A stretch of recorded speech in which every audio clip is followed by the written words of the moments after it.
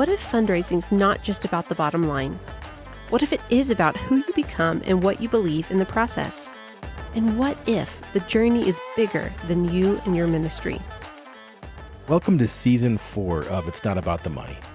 Join us as we examine elements of ministry fundraising through the unique lens of personal formation. Let's dive in. Welcome back, everybody. We are in studio today to recap the conversation that we had with Jenna Lee Goodwin. Here today with me is Andy. As always, we want to walk through our time with Jenna Lee, focusing on neurodiversity in fundraising. And I'll be honest, when I first heard this topic, when it was first pitched to me and to us, I was a little skeptical just because I don't think I know enough. And I was like, oh, how many people does this actually apply to? Yeah.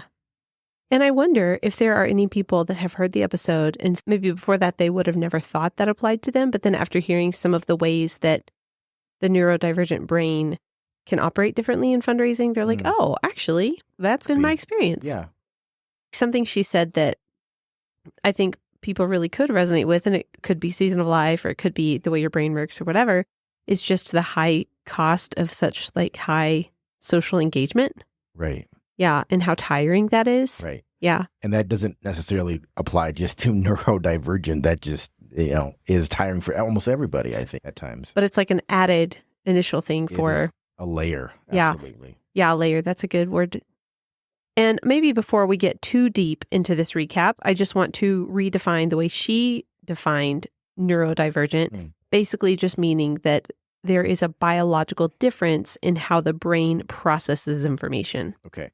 And so this covers a wide spectrum of things. The word spectrum is often associated with many things that fall into the bucket of neurodivergent. But then outside of that, there are also a lot of other considerations as well. And so I thought it was really helpful to just hear from her how broad this is. Yeah. I think we think of the extremes often. That's where, in our humanity, that's where our mind goes. But it does cover a lot of different things that you may or may not even notice about other people or even about yourself. Yeah. And I think another thing Jenna Lee really did that I appreciated was just to really point out that this isn't some kind of mistake or deficit. It's just a difference in the way that people operate, in the way that their brain works. Yeah. Having kind of redefined that for the audience, what stood out to you, Andy?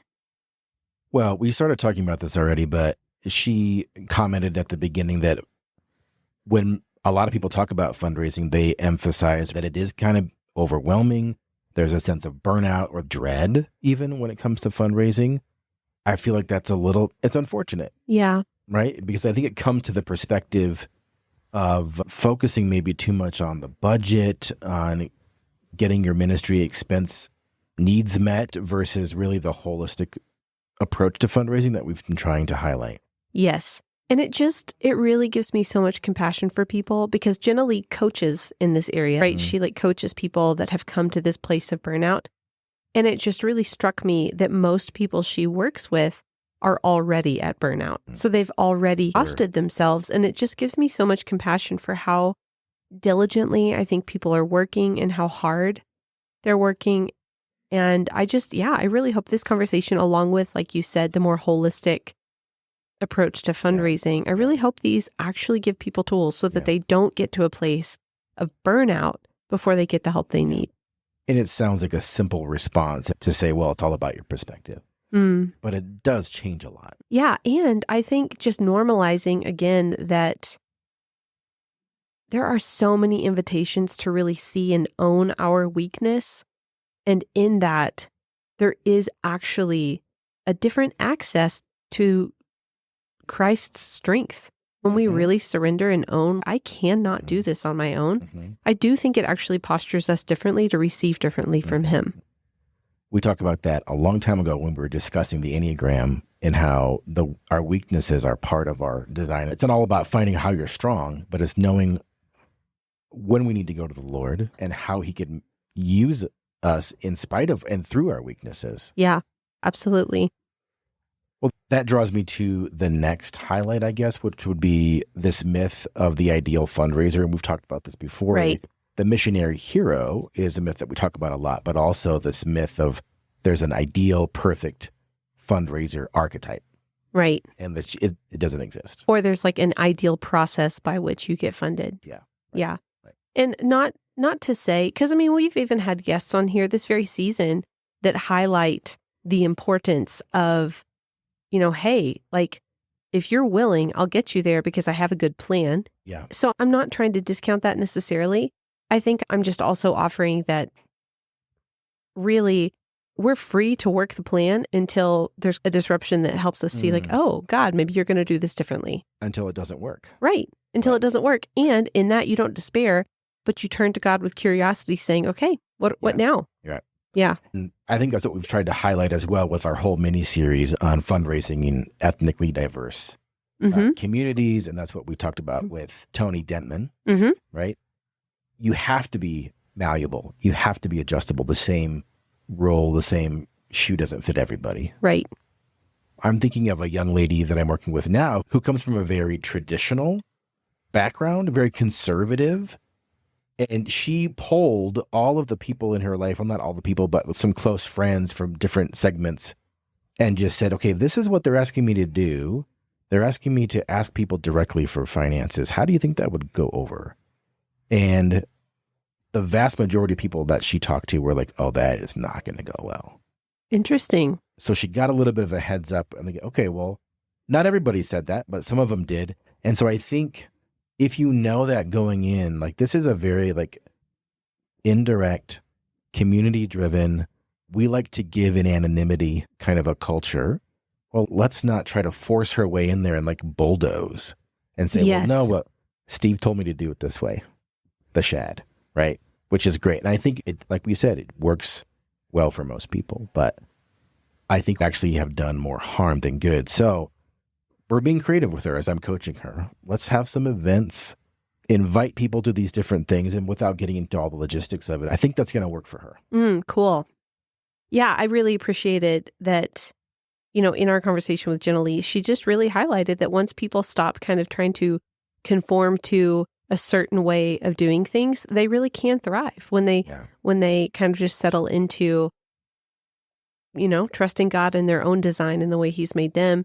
And I think one of the most practical things about that, for some people, having less donors might actually be strategic and God's provision for them. And of course, maybe that, listener, maybe you're like, hey, I've like tried for that. And I can't control what people give. I can't control how many people join my team. But so there, it's definitely this dance in reliance on the Lord and what He brings. And then also your own kind of conviction in what you're hoping for, but I just think it's a good thing to have in mind, like pray specifically, if you have an understanding that like, wow, I just really feel limited in my capacity to care well for, more than 75 partners. Well, just pray to that end. And if the answer is no, you can trust that. Good.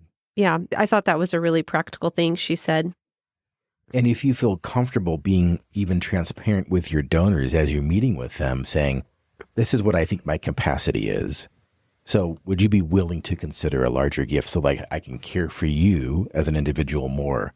If I have 30 donors, I think I can do that well. If I have 75 or 100 donors, I don't think I'll do it well. Another key element that I think relates to this is just the importance of having a strong team around you. So a core team or people that understand your unique needs and that are committed to walking alongside you. I think that is part of God's good design, putting us in community. And I think it's something we're so reticent to really embrace, like maybe even especially in our culture of hyper-independence. But I just think it's such a rich invitation. You need it on the field. You need a team on the field, but you also need it pre-field. Yeah. Yeah, honestly, any believer that's listening to this, the invitation for being richly known in community is for you. That's across the board. Yeah, that's good. She was talking about families and kind of an understanding of, or maybe a misconception of what people think a missionary family should look like and how they function. Yeah. That was informative.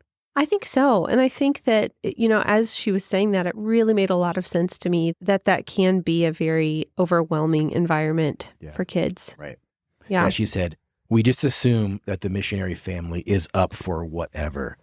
Their kids must be indestructible.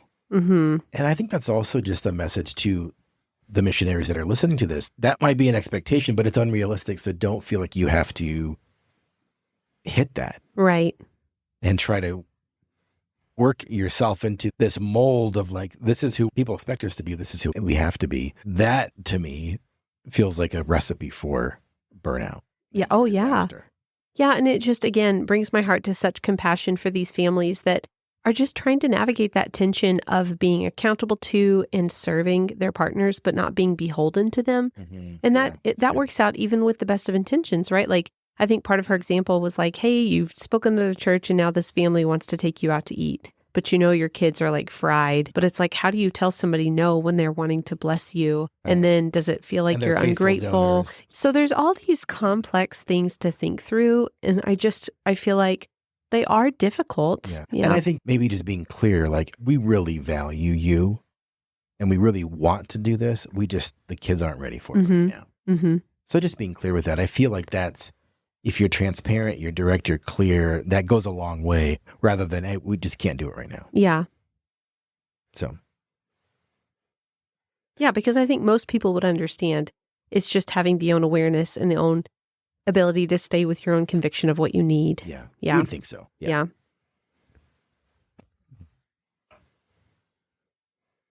I also appreciated that she just spoke to many of the strengths that people with a neurodivergent brain bring to the table, and right. I think you even talked about a previous client that you worked with that the way she showed up to the world was actually really helpful in her fundraising journey. It was really encouraging. Yeah. It was really like almost convicting as well. Just the courage that she brought to not only the fundraising, but just to her everyday life. I was like, wow, she is a certain kind of archetype. Mm-hmm. She's checking a lot of boxes that I haven't checked, to be honest. Mm-hmm. Yeah. And it reminds me of a conversation we had with Rebecca C. And I think this was in season 3 around the Strengths Finder. Yeah. And I just really feel like that's a tool that people should utilize. Whether you work with a coach, just go online, take the test, pay the, $20 for the report that gives you your top 5 strengths. Because really, like, whoever you are, whatever kind of brain you have, learning more about the unique wiring you have and how that uniquely shows up to the world, those strengths, I really just do think that there's a lot of power in putting your attention on those. Knowing yourself. Yes. Actually, I just started rereading a book that is called The Gift of Being Yourself by David Benner. And it's just really great because, and immediately at the very beginning of the book, he kind of holds the tension of like, some people might feel nervous by talking about knowing yourself because they'll think that the emphasis needs to be on knowing God. But I would actually argue that we know God best when we know ourselves, which I think is something that Augustine said back in the day and has just continued to be rephrased throughout time. He was a smart guy. Yeah. Well, I like that because by getting to know yourself, you're getting to know the guy who made you. Yeah. Yeah, so I think that I really appreciated some of the strengths that she highlighted. And I think it's unfortunate if like a church or a missions committee is like, this is a picture of an ideal missionary candidate. And they check all these kind of normal nominative boxes. But man, the mission community arguably should be a microcosm of the larger body. Yeah. Those people have roles and they have stories and voices that need to be heard, I think. Yeah. You know what it made me think of, Andy? It makes me think of how I really feel like the trend these days, or maybe we're moving away from it, but like in building houses, there was a trend for a while where it was like, there's 3 plans and 3 colors, and basically neighborhoods are made up of these 3 plans and these 3 colors. Cookie cutter. Yeah, versus like going to kind of older housing developments, and it's like there were different builders and different, right. Maybe there's some things about that feel a quirky. Little more eclectic or quirky, or it's like, oh, that doesn't quite fit with this. So maybe it feels like more calming to be in something that's all the same. Uniform. Yeah, but there's not actually anything that stands out. Kind makes you... It feels sterile. Yes, it feels sterile, which brings a certain kind of comfort, but not awe or delight or wonder. Right. Not curiosity. Or curiosity. Because you walk by some of those houses and you're like, oh, what? They made an interesting choice. Right. Yeah. Yeah. Yeah. So my neighbor growing up, they had decided at some point, I grew up in Phoenix, and so, lots of desert landscaping. But this individual, and they weren't my direct neighbors, so I didn't really know them, had decided to pave the entire yard in concrete, except for holes where they had trees coming out, and then paint the concrete green. Wow. I'm still confused. Yeah. Yeah. Well, and the neighborhood we're in, our current neighbor told us that when she bought the house, it was Pepto-Bismol pink. Pepto-Bismol pink. Pepto-Bismol pink. Yep. And so... That's rough. Yeah. So here's the thing. Like, we're both highlighting that these opportunities to be unique can cause agitation, or it can create problems, or maybe like discord that wouldn't be there if everything was just kind of same. But it's exactly in that I think we learn to love people in a gospel way. Yeah. So it's unfortunate if you feel like you have to dress a certain way or laugh a certain way or have a certain kind of vehicle or whatever to be a Christian. Right. Right. And the same would be true to be a missionary. Yeah. So yeah, that makes us unique. Yeah. He sure does. Well, she started to highlight, like, what are some of the systems and solutions that we can think about getting really practical for neurodivergent individuals. And so one of the things she said is that the budget doesn't have to be raised in a super quick time. It really is okay. And so I think, let's just realize that the pace might be a little bit slower. And then, we've emphasized this again and again and again, that consistency is greater than intensity, that our friend Mary Valloni mentions on her podcast. If you can find something that you can do on a consistent basis, that ultimately, that slow and steady, that does win the race. That's not just some axiom that not based in reality. That's right. Truth. And we know that there's tension to that because Andy and I have both worked with clients that are moving into opportunities that are time sensitive. So there really is kind of a deadline in terms of going into that specific placement or ministry. So there's definitely a dynamic tension. And I really think that if it takes longer than we hope, we can trust God with that. Yeah. And I think it's just worth saying and reiterating that I don't think the design is to get you there, but for you to already be burned out, or to get you there by the skin of your teeth. Right. Or to get you there drastically underfunded and just say, hey, go ahead and go anyways and keep fundraising because you're going under the added pressure of like, man, I have to do my ministry. I have to adjust to a new environment, sometimes a brand new culture that's very different. And I also have to worry about my finances. Yeah. So it's probably better to give them more margin on the front end and see if your systems can be flexible. Ideally. Yeah. I think something else just kind of related to the systems and maybe even oversight of people. She mentioned that sometimes people get to the field and they realize they're struggling. Maybe they realize like, hey, this doesn't work for me the way it works for other people. And when they try to raise their hand, people will be like, no, you're fine. It's okay. Which again is another tension because I think sometimes we do need people encouraging us like, hey, it's going to be okay. I know this feels big, but it's going to be okay. But certainly in the context that she brought it up, it was keeping people from really being seen in a way that was consequential for them going forward. And so, I think that, for any leaders out there listening to this, I would just encourage you to be really quick to listen and slow to speak and seek the Spirit on how He would have you respond. And be willing to engage on the individual level. We want to be, especially if you're a driven, individual, you're a leader, you need to be efficient. And you need to, part of your job is to come up with efficiencies and ways to make things hum.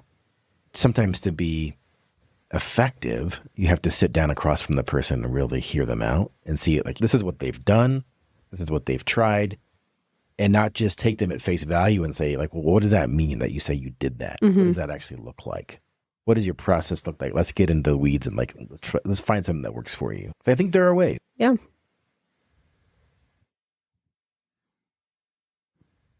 And I guess as I just, think about bringing our recap to a close and highlighting what I'm really hoping listeners take away, I think people just take away an understanding that, you know what? Again, it's not a formula. This works out differently for different people, and that's okay. It doesn't have to be a bad thing. Mm-hmm. It doesn't have to mean something is wrong.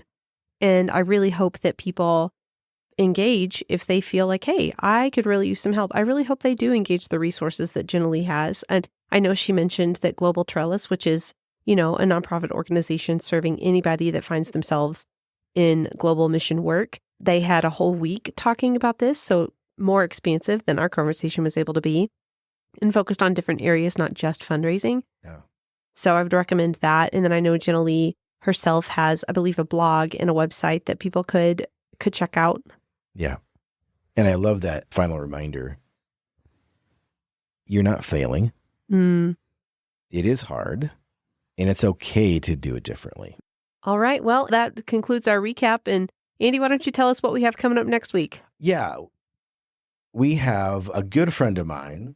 I've known him for years, Dr. Ekron Miller, and he has recently found himself in a role where he is fundraising for large organizations and going after larger gifts. And so we're looking at how does that kind of big system, how can we take the big system concepts and apply it to our individual fundraising? And it is a fantastic conversation. And Ekron is a really cool guy. He really is. So yeah, top you tier. you can check that out next week. And for now, thanks for being here.